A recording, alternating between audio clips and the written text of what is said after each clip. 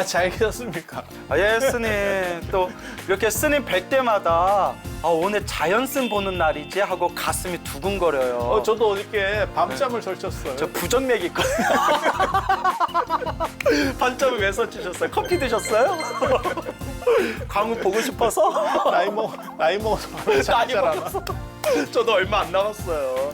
쌤, 오늘 또 새롭고 재미난 이야기 한번 펼쳐보도록 하겠습니다. 그러게 스님은 어디로 출가하셨어요? 저 합천 해인사, 법보종찰 해인사에서 행자 생활을 했습니다, 스님. 해인사가 스님 계실 때만 하더라도 스님들도 되게 많고 행자도 많고 이럴 때 아니에요? 저희 행자실에 행자가 20명 있었죠. 아 그래요? 예. 스님은 어디서 출가하셨습니까? 저는 통도사. 통도사요. 예. 야, 불보종찰 통도사. 야, 밥 많이 먹기로 유명한 통도사. 아니 그런 식으로 뭐라고 치지 마. 저 통도사 좋아합니다. 선생님, 통도사 앞에는 문필봉이라는 봉우리가 있어서 네. 통도사에서는 그 문필봉 기운을 받아서 아주 훌륭한 학생들이 많이 나온다 했는데 스님께서 이렇게 박학하신 이유가 바로 통도사 문필봉의 기운을 받은 거군요. 그 기운이 좀 빠졌는갑더라고요. 빠진 게 이 정도입니까, 스님? 이렇게 가는데. 빠진 게 이 정도입니까? 오늘 또 이제 그 산사와 관련된 이야기 한번 또 진행해 볼 텐데요. 피디님, 오늘의 주제는 무엇입니까? 예, 스님. 절은 왜 산에 있을까요, 스님? 스님, 우리 한국 불교는 유독 산에 사찰이 집중되어 있는 것 같아요. 아니 우리 축원할 때도 무슨 사나 무슨 사 이렇게 삼각사나 뭐 그리고 이렇게 되게 재밌는 게 계룡사나 이제 산도 없는 절도 산이라고 도시 쪽에 있어서 산이 보이지도 않아. 봉은사도 뭐 수도산이 어디 있대 이렇게. 선생님, 그 말하니까 생각나는 게 대전에 포교당이 있었어요. 저 아시는 어른쌤이 대전에 포교당이 있었는데 시내 한가운데잖아요. 예. 축원할 때 계룡사나 무슨 사 정정지 수월들아 이러시는 거예요. 그래서 선생님, 계룡산 보이지도 않는데 왜 계룡사나에 했더니 대전이니까 다 계룡산 안으로 들어간다 이런 얘기를 하시더라고요. 대전이 계룡산 나발인갑네. 근데 스님, 이 부분 우리가 한번 진지하게 고민해 봐야 돼요. 우리가 부처님 경전을 공부해 보면 2600여 년 전 우리 석가모니 부처님께서 그 빈비사랑 왕의 청을 받고 중림정사라는 최초의 사찰을 이제 짓게 되었을 때 부처님께서 마을에서 멀리 떨어지지도 말고 마을과 너무 가까이 하지도 말아라 라고 하셨는데 대부분 우리 한국에 있는 사찰들은 거의 다 산으로 집중된 듯한 느낌이 들어요. 오늘 이 부분에 대해서 스님께서 명쾌하게 정리해 주시리라 믿습니다. 믿습니다. 믿지 마. 믿지 마. 너무 믿지 마. 예, 아니, 근데 여기에 대해서 우리가 할 말이 많잖아요, 스님. 그게 이제 두 가지가 있었던 것 같아요. 하나는 이제 지난 시간에 우리도 그런 얘기 했었잖아요. 탁발, 뭐 걸식 이런 얘기 했잖아요. 그래서 이제 빌어먹는다. 네, 절 안에서 빌어먹는 거 아니고 예, 얻어먹는다. 얻어먹는다. 아니, 공양을 받고 등가 교환이다. 예. 우리가 손해 보는 장사예요. 정신적인 게 훨씬 더 큰 거라니까요. 예, 알겠습니다. 지금도 전 세계를 리드하는 판기업 이런 거 보면 뭐 구글, 페이스북 다 정신적인 거지 물건 안 팔잖아. 우리 더 좋은 거 주는 거예요. 예. 동감합니다, 스님. 그런데 물건을 이제 쉽게 말해서 음식을 자급자족하지 않고 마을에서 조달해 먹는 그런 구조였었기 때문에 마을과 멀리 떨어질 수가 없었겠죠. 떨어지면 그거 어떻게 할 거예요? 스님 만약에 그 해인사 출가하신 해인사에서 탁발 나갔다 와봐 12시 안에 밥 먹을 수 있을 것 같아요? 생각만 해도 벌써 위계 향이 밀려. 그리고 이게 두 예. 종류 또 룰이 있거든요. 그 탁발 룰에서도 어떤 집단들은 탁발을 하자마자 그 자리에서 먹는 집단도 있었어요. 근데 불교는 금강경 스님 보시면 나오잖아요. 예. 돌아와서 드시죠. 차기지발, 예, 입사위대성, 걸식, 어제 성중, 차제거리, 환지본처. 네, 환지본처잖아요. 네. 그래서 저 돌아와서 아는 것 좀 드시죠. 나왔어요, 선생님. 아는 것 좀 그래서 나왔네. 그 시간까지 계산을 해야 돼요. 예. 그렇다 보니까 마을과 멀리 떨어질 수도 없었고 너무 가까이 있으면 이제 또 약간 소란스러워지고 네. 그런 내용들이 이제 맞습니다, 스님. 그런 어떤 부처님 경전의 내용을 살펴보면 먼저 탁발하기가 쉬워야 되고 신도들의 법문 듣기, 법문 들으러 오기가 편안해야 되고 하지만 너무 가까워서 마을 사람들 소리가 너무 지나치게 크게 들려서는 안 된다. 그래서 제가 궁금했어요. 마을과 멀리 떨어져서도 안 되고 가까워서도 안 되는데 그 기준이 뭐냐? 요걸 제가 찾아봤더니 옛날부터 거기에 대한 많은 해설이 있더라고요. 주석서가 있는데 그 중에 하나 생각나는 게 마을에서 닭 우는 소리가 들리지 않을 정도는 돼야 된다. 마을에서 개 짖는 소리가 들리지 않을 정도는 돼야 된다. 라는 내용이 또 나오더라고요. 걔가 오면 어떡하지? 걔가 절에 와서 짖어. 아, 절을 옮겨야죠, 쓰리. 예, 웃자고 한 말이고요. 예. 그래서 그런 부분들이 분명히 부처님께서는 이제 신도들과 분명히 함께 할 수 있는 그런 공간, 그리고 시간적인 여유, 이런 걸 다 생각하셨던 것 같은데, 자, 그럼 다시 본론으로 들어와서 원래 부처님께서 생각하셨던 것은 마을에서 멀리 떨어져도 안 되고 너무 가까워서도 안 된다. 그러면 왜 한국 불교는 언젠가부터 사찰이 산에 집중되어졌는가? 요거에 대해서 이제 짚어봐야 돼요, 스님. 이제 사찰이 산으로 들어가는 가장 근원적인 이유 중에 하나는 아까도 얘기했었던 그 밥을 이제 절에서 해먹는 데 사실 문제가 있어요. 그런데 인도 승단에서도 사찰이 어느 정도 이상 규모를 가지면 탁발을 다 나갔던 것 같지 않아요. 그냥 해먹었습니다. 원래 해먹는 건 계율이 어긋나지 않습니까? 아니, 인도 꼭 불교에서. 그렇지도 않아요. 그게 초기 불교부터 이제 논점이 벌어지기 시작하는데 1차 결집 때도 마하가섭은 해먹지 말자 파였고 불안하라고 하는 분은 해먹어도 된다. 나는 부처님한테 직접 들었다. 이렇게 나와버리거든요. 이미 거기서 논쟁이 벌어졌네요. 그리고 답은 안 나왔습니다. 단지 가섭 쪽 세력이 좀 더 컸기 때문에 우리가 안 해먹는 게 아니에요 라는 생각을 하는데 나중에 저 나란다 대학 현장 스님이 유학하신 동아시아 사람들이 어떻게 보면 인도 사찰 중에서 제일 많이 하는 데가 나란다 대학이거든요. 나란다 대학 같은 경우는 스님들이 한 10,000명이에요. 아무도 놀라진 않지만 약간 놀라는 척을 아이고 깜짝이야. 조계종이나 있었어요. 조계종이 나란다 대학 안에 다 들어가네. 지금 조계종이 이렇게. 근데 그거를 탁발로 조달을 할 방법은 없습니다. 그렇죠. 그냥 생각을 해봐도. 결국 안에서 해결할 수밖에 없었다. 신도들의 공약물을 받고. 그러니까는 아예 정부에서 장원 같은 걸 주는 것 같아요. 그래서 어떻게 보면 나란다 대학 주변이 아예 이 나란다 대학을 이렇게 도와주는 공급해주는 이러한 쪽으로 됐었던 것 같아요. 그리고 실제로 밥을 해먹었는지 네가 어떻게 아느냐라고 하면 현장 스님의 대당서역기나 자은전에 보면 현장이 거기서 유학했을 때 밥이 옵니다. 분명히 기록에 근거가 있는 거네요. 밥이 옵니다. 그래서 뭐라고 써놨냐면 나는 특수한 쌀에 밥을 먹었다. 특수한 쌀? 자랑으로 공대인미라고 난 못 먹는 거 나 먹어봤다? 뭐 이런 겁니까? 몇 명만 몇 명만. 학장급들에 해당하는 몇 명만 그 쌀이 나와. 내가 그 정도 위치 된다? 뭐 이런 겁니까? 그래서 이게 굉장히 어떻게 보면 귀여워요. 네. 당신이 한 줄 자랑이야. 이게 네. 틈새 기회만 있으면 또 이게 당신이 또 말한다니까요. 근데 스님 결국은 이제 한국 불교에서도 이제 그 한국의 사찰이 이제 산에 집중되는 이유가 공양과 관련된 부분도 짚어볼 수 있다는 거죠. 그렇지까 왜냐하면 만약에 공양 문제가 해결이 안 됐다면 산으로는 들어갈 수가 없죠. 그랬으면 또 저는 이런 얘기도 들었어요. 기본적으로 우리는 좀 중국 불교 문화를 받아들였지 않습니까? 예, 맞습니다. 그리고 중국 문화, 이 동북아시아 문화에서는 땅, 풍수, 명당, 에너지, 기운 막 이런 개념들이 아주 깊이 깔려 있지 않습니까? 그래서 물론 중국 불교도 포함해서 한국 불교의 대부분의 사찰이 또 산에 집중된 이유 중에 하나가 소위 명당을 싸그리 점거한 거다. 명당이란 명당을 그냥 스님들이 사찰이 다 움켜쥔 거다라는 그런 이야기도 들은 바가 있습니다. 우리 선배들이 국립공원 지정되기 전에 다 알박기를 해놔서 우리가 국립공원 안에서 이렇게 편하게 살 수 있는 그런 토대가 마련된 거예요. 지금은 거의 건축 행사도 안 되는 데다가 우리 다 졸짓고 그리고 국립공원에서 뭐라 그러면 우리도 그래요. 스님, 갑자기 스님 월정사 지금 계시지 않습니까? 그래서 갑자기 생각난 건데 월정사 위에 올라가면 정멸보궁 있지 않습니까? 예. 박문수가 암행어사였을 때 그 유명한 얘기 아시죠?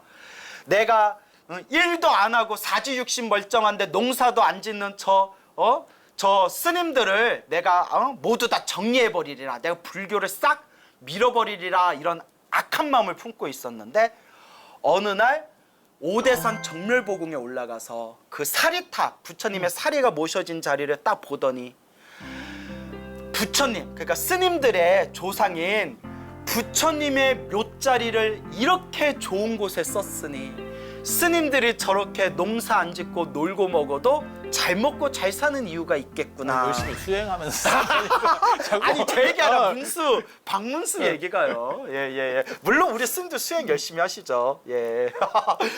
마무리는 훈훈하게. 그래서 그 풍수 얘기도 맞는 거예요. 그리고 이제 제일 이제 그렇게 해서 나오는 분이 도성국사. 저 왕건의 책사였기도 했었던 도성국사가 그런 식으로 했었고 훈요 10조에서도 그렇게 나오죠. 그래서 마치 전국에다가 침을 놓고 뜸을 뜨듯이 절터를 이렇게 만들어 가지고 왕기를 승하게 그래서 그랬는지는 몰라도 실제로 우리나라 같이 이렇게 왕조들이 역사가 긴 데가 없습니다. 저도 그 얘기 들었습니다. 중국이 몇백 년 동안 여러 개의 왕조가 막 뒤바뀔 때에도 우리나라는 한 왕조가 오랫동안 유지되었지 않습니까? 그거 중국사 외우려면 머리 터집니다. 제가 그 터지는 걸 지금 의자절에서 해주고 싶지만 그러면 시청률이 떨어지기 때문에 생각 안 해주는데 예. 지방 정권까지 치면은 한 100개 정도는 외워야 돼요. 그 정도가 해야 이게 돌아가는 정도 상황이 되는데 지금 우리나라 같은 경우는 간단하죠. 삼국시대, 통일시대 그다가 천년 뭐 이게 고려 삼국까지 다 하면 고려 조선 끝. 예. 이거 바보라도 외워요. 그래서 왕조가 이렇게 오래 간 게 사실은 그 불교에서 그런 비보사찰, 비보사탑의 문제도 존재하는 것 같더라. 비보사찰이라는 것은 풍수적으로 봤을 때 기운이 약한 곳에다가 사찰을 짓고 기운이 강한 곳에도 사찰을 지어서 약한 곳을 크게 일으키고 큰 곳을 다시 좀 다스려서 균형을 맞춘다. 그게 비보사찰의 핵심이지 않습니까? 요즘식으로 말하면 뽀샵이죠. 뽀샵 딱 생각하시면 돼요. 이렇게 해서 스님 입에서 뽀샵이 나올 줄은 몰랐습니다만은 예, 충분히 적절한 예인 것 같습니다. 스님 적당하게 이렇게 원만하게 이제 맞춰 나간다는 뜻이겠네요. 자, 그러면 스님 우리 한국 불교에서 사찰이 산에 집중된 게 첫 번째가 공양 문제. 멀리 탁발 갈 필요가 없이 사찰 안에서 공양이 해결될 수 있었다. 그러니까 산에서도 충분히 많은 스님들이 산에서 이제 공부에 집중할 수 있었다. 또 두 번째는 금방 말한 비보사찰, 풍수에 대한 문제죠. 풍수지리. 그래서 우리 도성국사 같은 큰 스님들께서 정말 좋은 명당 자리에다가 이렇게 사찰을 짓게 된 것이다. 또 이런 말씀을 해주셨는데요. 그리고 또 솔직히 제가 본 자료에 의하면 우리나라에는 마을에도 유명한 사찰이 많았다. 뭐 경주 등지로 해가지고 마을 안에도 굉장히 권위 있고 규모가 크고 유명한 사찰이 많았었는데 지금의 한국 사찰은 산에만 집중되어 있다라는 이 억울한 누명이 사실은 조선시대 숭유 억불의 영향이기도 하다라는 또 그런 맞습니다. 책의 내용을 본 적이 있습니다. 그러니까 제가 이제 흔히 예를 들 때 그렇게 얘기하거든요.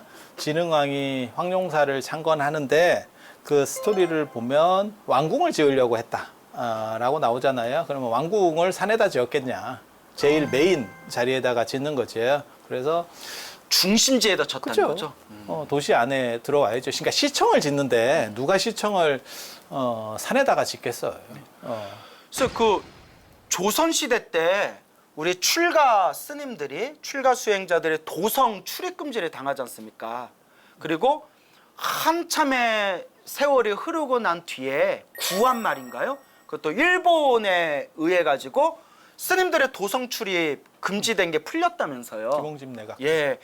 그 말은 도성 안에 있던 혹은 큰 고을이나 성 안에 있던 사찰들이 다 몰락하게 된 계기가 아닙니까? 맞습니다. 예. 그래서 제가 세종대왕 참 존경하고 한글을 너무 사랑하는데 조선하면 약간 억하심정이 들어요, 스님. 세종대왕이 초창기에는 불교 탄압을 했었는데 엄청 심하게 했어요. 나중에 세종의 어머니가 소원하고. 병에 걸렸을 때 부처님께 기도하고 나서 어머니 병이 나은 뒤로 그때부터 불심이 싹 터서 말년에는 불교에 굉장히 깊이 귀의하였다.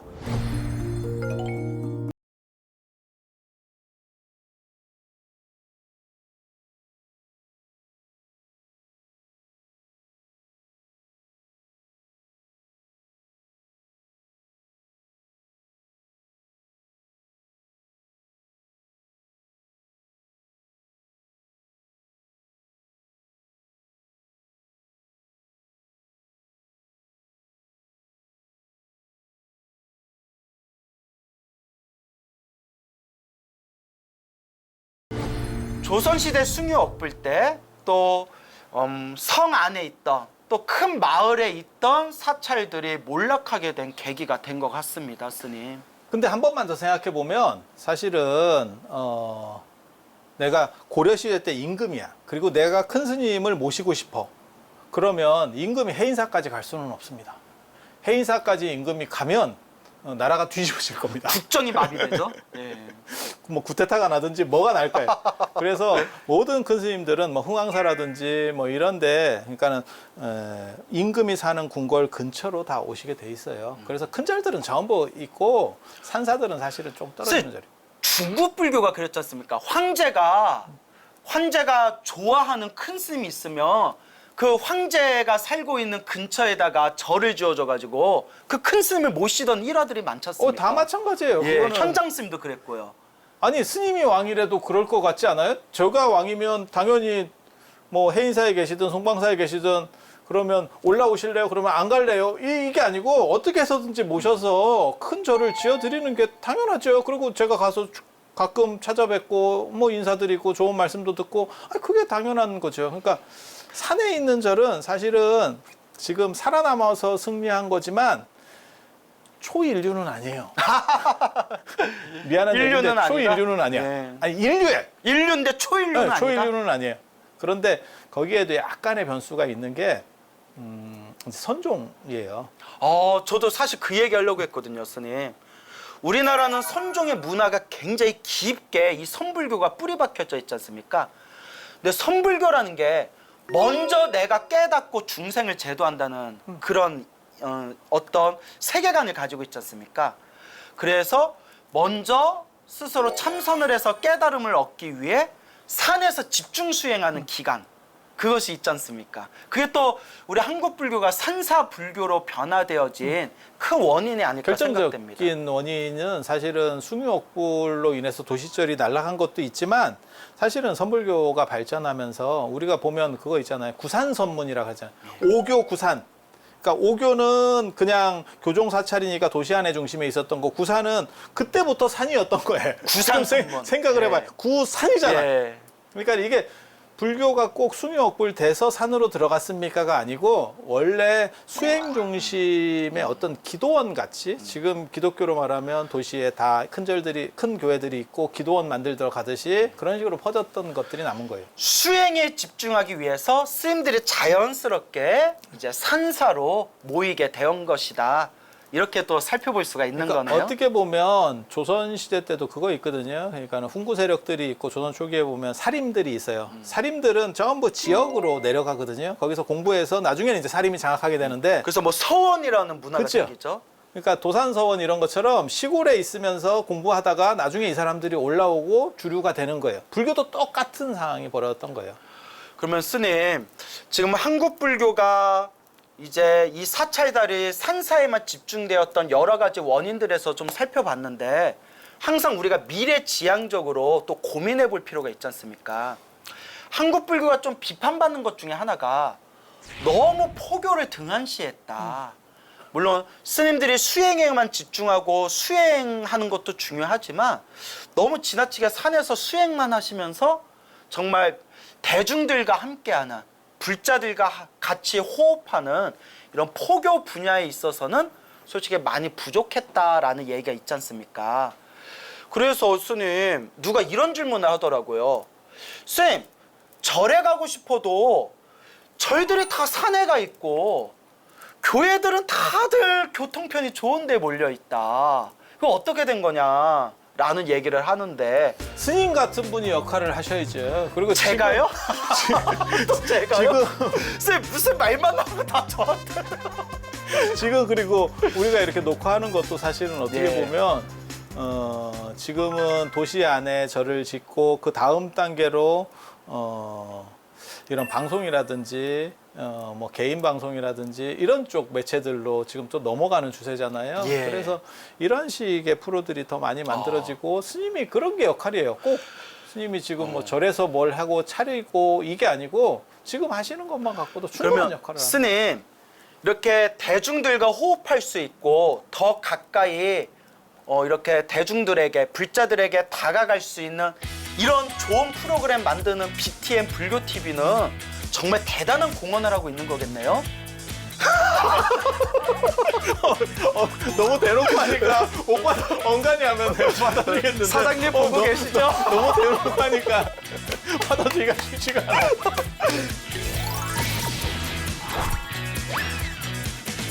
자, 그래서 스님 우리 이제 산사에는 충분히 절들이 많고요. 사실 불교라는 게 우리 개인의 성불, 우리 각각 개개인의 깨달음도 중요하지만 많은 사람들에게 부처님의 소중한 말씀 전하는 것도 정말 맞습니다. 중요하지 않습니까? 그렇다면 이제 새로운 한국 불교의 사찰의 모습은 좀 도심으로 또 우리가 새롭게 좀 발걸음을 넓혀야 되지 않을까 생각이 됩니다, 스님. 지금 예전의 명당이 사실은 산 안에서 좋은 기운이 있는 데라면 지금은 도시 계획으로 명당이 나오는데요. 제가 그런 얘기 하거든요. 지금 아마 사찰림을 가진 절 중에는 월정사가 제일 땅이 많을 겁니다. 월정사가요? 보이는 쌤, 데까지 월정사 다 사신다고 지금 월정사 밀어주고 있는 거 아닙니까? 아니에요. 보이는 데까지가 다 월정사 땅입니다. 대단하네요. 예, 대단합니다. 그래서 저 시골 분들에게 땅을 많이 뺏겼어요. 월정사가. 아, 땅이 너무 많아가지고 예. 어디까지가 내 땅이지 정확하게 모르다가 그걸 모르니까 그냥 여기 내 땅이요 하고 가져가는 겁니까? 예. 그게 뭐 몇 년 이상 여기가 점유를 해버리면 그쪽으로 넘어가요. 땅이 많구나. 엄청나게 많은데 그렇게 많은 것보다 어. 도시에 있는 땅이 훨씬 낫죠. 네. 어떻게 보면 그래서 제가 그런 얘기 하거든요. 땅을 크기로만 가정하면 사실은 월정사가 제일 크지만 오대산이 제일 크지만 그래봐야 그 땅 다 팔아야 봉은사 땅 얼마 못 살 걸. 위험합니다, 스님. 너무 위험합니다. 네. 그래서 도시계획이 명당인 것 같아요. 지금. 도시계. 네. 그래서 도시계획 속에서 얼마나 많은 역할을 할 수 있느냐. 그래서 역세권이 명당이다. 역세권. 비싸지 않습니까, 스님? 원래 명당은 다 비싸요. 오지가 명당이다 이런 편견을 버려요. 아니, 또 역세권에는 그렇게 대형 교회가 많습니다. 그래서 우리도 그걸 따라갈 일은 아니지만 어느 정도 이상의 비율은 맞춰서 사실은 균형을 맞춰야죠. 산에는 이미 너무 많으니까. 스님, 사실 포교라는 것은 현실적인 문제지 않습니까? 예. 정말 사람들과 부딪혀야 되고 대화 나눠야 되고 현실적으로 펼쳐진 상황들이 있고 결국 포교라는 것은 이상주의만으로는 해결될 게 아니다. 그 땅이라는 문제, 건물이라는 문제, 역세권이라는 문제. 왜냐면 사실 신도들 입장에서도 불교에 관심 있는 사람들도 절에 가려는데 저기 뭐 산꼭대기까지 뭐 올라가는 것보다는 이렇게 전철역에서 딱 내려가지고 코앞에 있는 사찰에 딱 가면 훨씬 더 발걸음도 또 더 쉽게 향하지 않겠습니까? 지금 급한 일일 겁니다. 왜냐하면 지금 불교 안에 계시는 신도분들의 연령층이 높고 조금 있으면 이제 다리도 아프고 연세는 계속 올라갈 거고 그 다음에 쉽게 안 돌아가세요. 그래서 오기가 점점 힘들어지는 거거든요. 마음은 있어도 오기가 쉽지 않은 상황. 그래서 그런 부분들을 어떻게 해소해 줄까에 대해서 사실은 고민을 많이 해야 돼요. 그래서 스님께서도 이런 끊임없는 한국 불교의 미래에 대해서 고민하시면서 스님께서도 지금 이렇게 어떤 대도시에다가 스님도 이렇게 부처님 가르침을 포교할 수 있는 그런 어떤 준비 작업들을 하고 계시잖아요, 스님. 저 같은 경우는 이제 교육 쪽이다 보니까 그래서 교육의 프로그램들을 좀 갖추고 다른 사람에게 소개시켜 줄 수 있는 것들이 좀 있었으면 한다라는 생각을 하는 정도고요. 스님, 그러면 우리가 물론 산사에 있는 사찰도 문화적으로도 소중하고 역사적으로도 소중하지만 현실적으로 포교라는 입장에서는 우리 사찰이 도심 포교, 도심에서 우리가 이렇게 불사를 이루고 교육을 하는 게 중요하다. 이거는 서로 같은 입장이잖아요. 예, 예. 그럼 스님, 어떻게 우리가 도심 포교를 더 활발하게 해나갈 수 있을까요? 저는 사실은 선불교를 하는 저는 뭐 선불교 전공자이기는 하지만 선불교가 훨씬 더 외연이 넓었는데 지금은 선지상주의가 돼서 포교하는 분들을 너무 낮게 보는 거예요. 이 인식을 포교하는 조금이라도 스님들 좀 우습게 본다 이 말씀이시죠? 그죠? 그래서 사실은 포교하는 분이 있어야 산사로 사람들이 유입이 되면서 그 선수행하시는 분들도 공양을 받을 수 있고 어느 정도 이상 편리한 시설들을 계속 유지할 수 있는 거거든요. 근데 너무 그분들을 낮게 보는 거예요. 그래서 저는 인식 자체가 문제네요. 네, 그러니까 선불교를 하는 이 선승들하고 그다음에 포교하시는 분들하고 저는 연불하시는 분들도 굉장히 높게 봐요. 이분들이 없으면 사실 못 먹고 삽니다. 아, 그래서 제가 늘상 하는 얘기가 연불하시는 차라리 기도하는 스님들을 자꾸 깎으려고 해요. 아. 이게 저 뭐야 기도 보시에서. 스님을 낮춰보는. 네, 아니 보시에서도. 아, 그래서 저는 도시는 오히려 더 높여줘야 된다. 늘상 그게 제 주장 중에 하나거든요. 그래서 최소한 대등 관계 정도는 만들어줘야 돼요. 그러니까 스님들 각자 위치에서 활동하고 있는 스님들에 대해서 다들 이렇게 조금 권위를 높여주는 그런 작업도 필요하다는 말씀이시죠? 그러니까 어떤 부분은 굉장히 높다라고 생각하고 어떤 부분은 그게 이제 신도한테 똑같은 인식을 줘버리니까 사람들이 한쪽에 너무 쏠리게 되고 그게 포교 공백이 만들어지는 결정적 이유라는 생각을 해요. 예. 그래서 참선하는 스님도 참선하는 스님대로 중요하고 포교하는 스님도 포교하는 스님대로 중요하고 기도하는 스님들도 기도하는 스님대로 다 소중한 거지 않습니까? 저는 기도하는 스님한테 언제나 고맙게 생각을 합니다. 스님 하루에 기도 몇 시간 하세요? 기도를 잘 안 하죠. 그래서 스님 덕분에 먹고 삽니다 이러면서 제가 기도하는 스님들을 굉장히 고맙게 아예 생각하면 스님은 이렇게 또 이렇게 우리 부처님 가르친 공부 많이 하시니까요. 스님이 이제 강의로 또 법을 펼치는 분이잖아요. 근데 기도하는 스님들에 대한 처우나 이런 것들을 너무 좀 이렇게 약간 소모품 비슷하게 보는 거는 굉장히 잘못된 행동이라고 생각을 해요. 스님, 저 대만 불교, 제가 대만 불교에 좀 관심이 많았는데요. 제가 송광사 유런 졸업하고 우리 유런 스님들끼리 졸업여행으로 대만 불교 성지순례를 갔어요. 그래서 이런저런 이야기를 많이 들었는데요. 대만은 그 중국에 있는 1세대 그 스님들이 대만으로 건너오실 때 대만에 있는 군민들의 80~90%가 다 무속신앙이었대요. 맞습니다. 섬나라. 그리고 수십 년이 지난 지금은 대만 국민의 80% 이상이 다 불자래요. 그러면 그 힘이 무엇이었냐? 결국 교육불사였대요. 그래서 대만에서는 이렇게 법문하시고 강의하시고 경전을 널리 펴시고 사람들이 직접 찾아가서 포교하시는 스님들을 아주 으뜸으로 본답니다. 그 우리나라도 우리 기존에는 이렇게 산에 앉아서 이렇게 참선하는 스님만 좀 최고다라고 했던 그런 좀 문화가 있었지 않습니까? 근데 도심 포교, 또 한국 불교의 포교가 새롭게 부흥하려면 직접적으로 이렇게 포교하시는 스님들에 대해서 우리가 좀 지지해주고 권위를 높여주고 좀 응원해주는 그런 문화가 먼저 좀 자리 잡혀야 되지 않을까 생각이 듭니다. 그게 없으면 이게 사람들이 대우받는 쪽으로 선호하기 때문에 지금 이 불균형을 어떻게 해소하지 못하고 결국 산에서 문화재 지킴이 정도 상황으로 계속 위축될 거예요. 그리고 굉장히 안타까운 거는 제가 출가했을 때만 하더라도 사회인식이 어땠냐면 꼭 불교가 아니더라도 사실 불교 옹호 세력들이 굉장히 많았어요. 그 중립자 중에서 그래도 나는 기독교보다는 불교가 훨씬 좋아요. 그러니까 친불교 성향을 그쵸, 가진 그쵸. 사람들. 근데 지금은 그 사람들이 급속도로 빠져나가고 있습니다.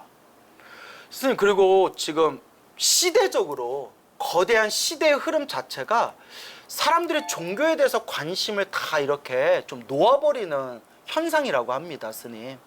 그래도 명상 쪽에는 관심이 있으니까 우리가 조계종이 명상종이잖아요. 바꿔 말하면. 왜 뭐 참선, 명상 네. 같은 개념으로 쓴다면요? 그러니까 이제 우리 어떻게 보면 우리가 주도할 수 있는 세상이 온 거예요. 그런데 물이 들어왔는데 노가 없어. 그래서 지금 노를 깎아야 되는 지금 그런 상황이에요. 그래서 스님이 요새 제일 좋아하는 노래가 너너너너너 그 노래 좋아하신다고. 말해놓고 제가 창피해요 지금. 노를 져야 되는데. 예. 그래서 자꾸 이런 도심포교에 대한 인식이 있는 스님들이 자꾸 노력하는 수밖에 없는 것 같아요, 스님. 결국은 자꾸 애써야 되겠죠. 그리고 저는 그 생각이 들거든요. 전에 대만 분도 그런 얘기를 하시던데 우리는 지금 이런 상황인데 별로 상황이 안 좋은데 너네는 어떻게 그렇게 잘 되느냐. 그리고 그쪽에서 얘기를 했을 때 우리는 그게 사실 현실적으로 쉽지가 않아 라고 했더니 그분이 한 말이 그거예요. 해보고 하는 얘기다. 정주영 회장님의 환생인 줄 알았어요. 해봤어? 해보고 하는 소리냐. 예. 근데 참 부끄러운 생각이 드는 대목이에요. 저도 동감합니다. 우리가 그러니까는 도시나 아까도 이제 스님도 그런 말씀을 하셨잖아요. 뭐 거기 역세권 땅값도 비싸고 다 아니에요. 원력과 의지가 있으면 될 수 있다는 생각을 합니다.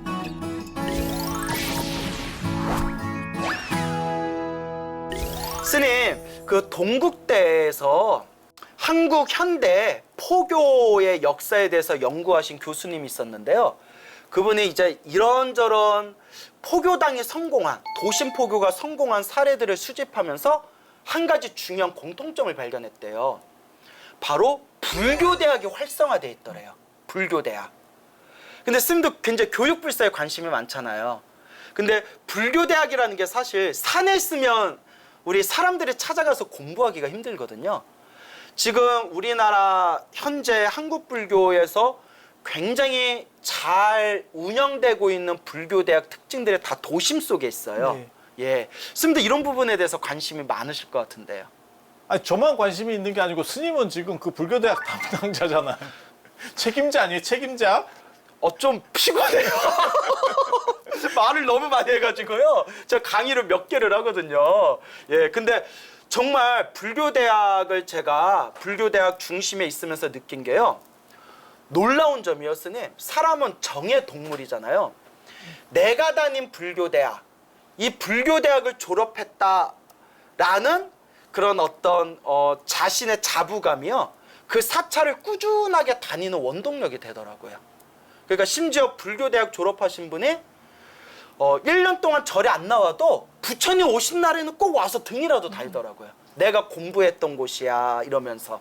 아니 한 학기나 1년을 사람들이 다니면 더 다니면 뭐 2년, 3년씩 다니시는 분들도 있는데 그 정도만 다닌다고 해도 요즘 사람들에게 그 시간은 짧은 시간은 절대 아닙니다. 아무리 오래 사는 시절이라도.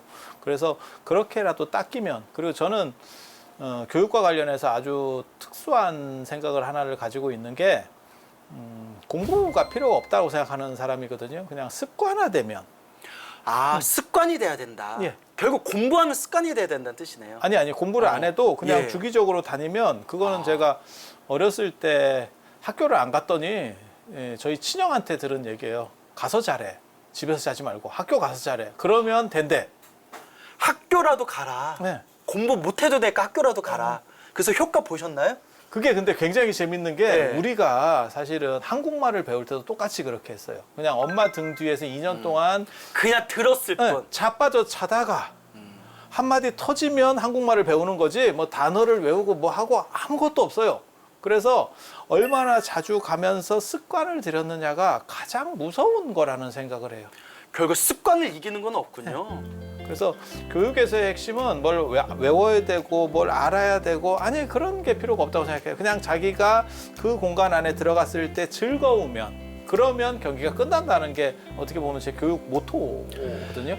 중요한 건 일단 습관이라도 들이게 하려면 어떻게든 절에 오게 만들어야 되겠네요. 꼬드겨야지. 꼬드긴다. 저렴한 표현. 아, 간만에 전문 용어가 나오셨네요. 꼬드긴다. 어떻게 해서든지 오게 하고 예. 그다음에 그걸 지속시켜 가면 스님 말씀대로 그렇게 하면 당신과 인연 됐었던 부분들에 대해서 좀 더 다른 생각들을 할 수밖에 없죠. 그러니까 스님, 오늘 스님과 함께 나눈 이야기들이 왜 한국의 사찰은 산에만 집중되어 있는가라는 부분 살펴보면서 뭐 여러 가지 이유가 있었다. 뭐 공양이라는 문제에 있어서 산에서도 해결할 만큼 되었고, 그다음에 굳이 탁발하지 않아도 산에서 이제 의식주가 다 해결이 되고, 또 두 번째는 이제 또 풍수지리, 명당이라는 개념, 그런 부분도 있었고, 비보 사찰이라고 하죠.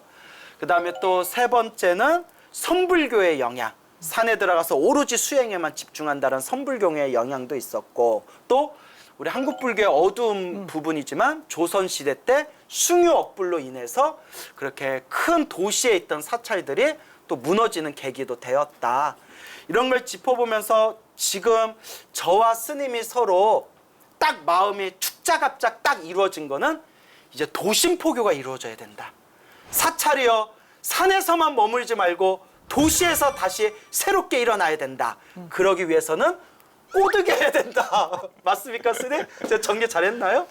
아니 그리고 이제 첨언하면 BTN 같은 이런 방송국에서 프로를 만들어주면 사실은 어디서든지 지금은 접할 수 있는. 스님, 아까 제가 그 비슷한 얘기했을 때 저 되게 한심하다는 듯이 쳐다보시더라고요. 저도 사장님한테 잘 보이고 싶어요.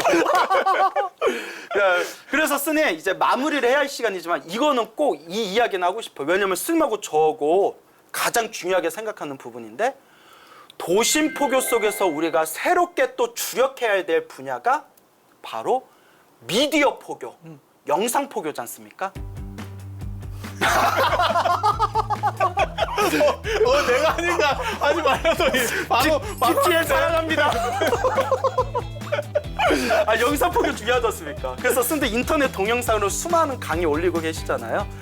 그런데 쓰는 실제로 지방에 불교 대학을 못 다니시는 지방에 뭐 멀리 계시는 그런 불자님들조차도 정말 큰 도움이 된다라는 감사 인사를 많이 받았습니다, 스님. 지금은 사실 불교가 어떻게 보면 현대화에서 약간 뒤처지는 바람에 기독교가 도시를 점령했는데, 인터넷상의 공간은 사실은 기독교나 불교나 지금 같은 시작이에요.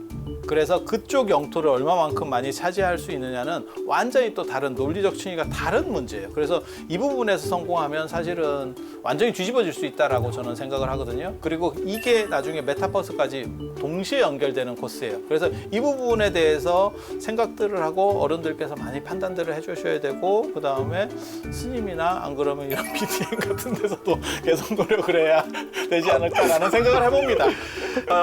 스님, 이제 저나 스님이나 이런 미디어 포교를 하면서 우리의 발걸음이 어떤 결과를 낼 수 있을지는 모르겠지만, 결론은 지금 이 순간 우리가 최선을 다하고 지금 이 순간 충실해야 되겠다라는 생각이 듭니다, 스님. 예, 스님 같은 분 몇 분만 더 있으면 좋겠어요. 스님도 저한테 덕담해 주셔야죠. 나도 광우 같은 애 몇 명만 더 있으면 좋겠다 해주셔야죠. 스님은 삼국지의 관우예요. 관우 왜요? 일당백이죠. 스님, 오늘 너무나 재미난 말씀 감사드리고요. 또 다음 시간에 다시 뵙겠습니다, 스님. 스님, 성불하십시오. 예, 고맙습니다.